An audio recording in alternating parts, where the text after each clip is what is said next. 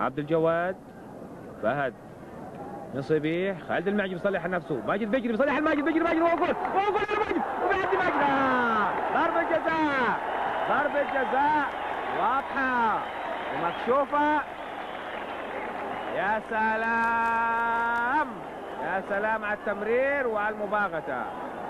فهد المصيبيح وعبد الجواد وعثمان مرزوق وخالد المعجل وماجد عبد الله، كل دول بيشتركوا في صنع الكورة. ده دليل على انه الفريق بيلعب بوحدة وبجماعية شديدة. عادي ماجد كان ممكن ينفرد ويتعدى وكاد انه يلحق الكورة، ولكن شايفين الحارس اهو بيدفوا بايده الاثنين وبيطيحوا.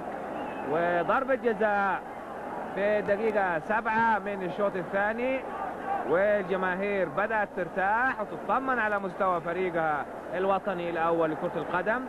مين حيلعب الضربة؟ ماجد يبدو لي هو اللي حيلعبها. داخل ماجد، يلا يا ماجد، يلا يا ماجد، أوه جول! الهدف الثاني بيحط حارس المرمى كارلوس الزاوية اليسرى وبيحطها على يمينه.